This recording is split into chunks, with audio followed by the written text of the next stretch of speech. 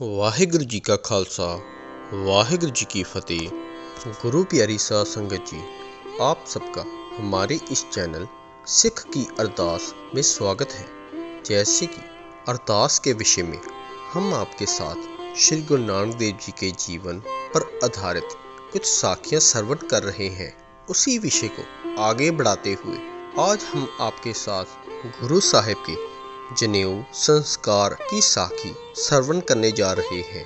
यह साखी हमें जनेऊ और ऐसी ही मन घड़ंत रिवाजों का गुरु साहिब द्वारा किया गया खंडन दर्शाती है।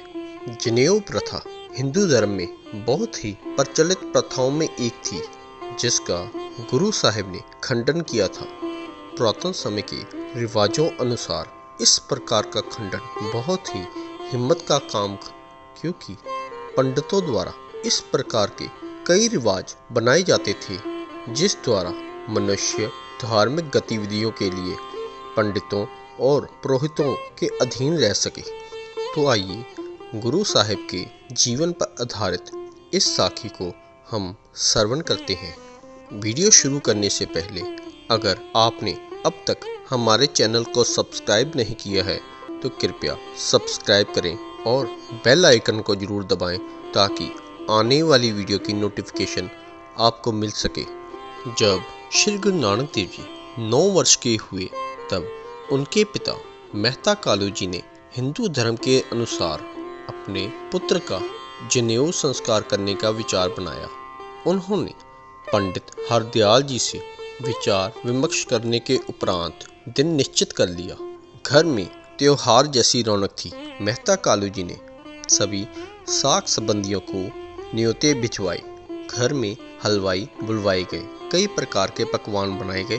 तय किए दिन पंडित हरदयाल जी मेहता कालू जी के घर गुरु जी का जनेऊ संस्कार करने के लिए पहुंचे। सभी साक संबंधी भी एकत्रित हो गए। पंडित जी के लिए एक ऊंचे स्थान पर चटाई बिछाई गई और गुरु जी को पंडित जी के सामने बिठाया गया। सभी लोग गुरु जी के पास बैठ गए। सभी रस्मों रिवाजों से पंडित जी जैसे ही गुरु जी को जनेऊ पहनाने लगे, गुरु जी ने पंडित जी से पूछा, पुरोहित जी, इस धागे को पहनने का क्या लाभ है और क्या हानि है? पंडित जी ने बताया, बेटा, यह प्रथा हमारे पूर्वजों से चली आ रही है। जब तक कोई उच्च जाति का मनुष्य जनेऊ धारण नहीं करता, वह नीच और शूद्र रहता है। जनेऊ पहनने वाला मनुष्य पवित्र और उच्च जाति का बन जाता है। यह जनेऊ तुम्हें ऊंची पदवी प्रदान करेगा और लोक परलोक में भी तुम्हारे सहाय होगा। यह सुनकर गुरु जी मुस्कुराए और कहने लगे, पुरोहित जी, अगर कोई मनुष्य जनेऊ पहनने उपरांत भी बुरे काम करे तो वह पवित्र कैसे हो सकता है? वह तो नीच ही रहेगा। एक पापी और पखंडी व्यक्ति यह धागा पहनकर उत्तम जाति का कैसे हो सकता है? पंडित जी ने गुरु जी को समझाने का प्रयत्न किया कि हम अपने पूर्वजों के दिए सिद्धांतों को कैसे छोड़ सकते हैं, पर गुरु जी ने कहा कि पुरोहित जी, मैं ये धागा नहीं पहनूंगा। आपने जो धागा पकड़ा है यह कपास के रुई को काट कर बनाया गया है।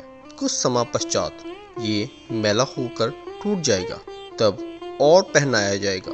जब मनुष्य इस संसार को छोड़कर जाएगा तो ये धागा यही रह जाएगा।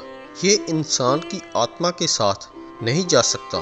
फिर ये जनेऊ परलोक में हमारे सहाय कैसे हो सकता है? मुझे वह जनेऊ प्रदान करें जो परलोक में भी हमारे सहाय हो। यह सुनकर पंडित जी लाजवाब हो गए। उन्होंने गुरु जी से पूछा, फिर तुम ही बताओ, वह कौन सा जनेऊ है जो परलोक में हमारे सहाय हो?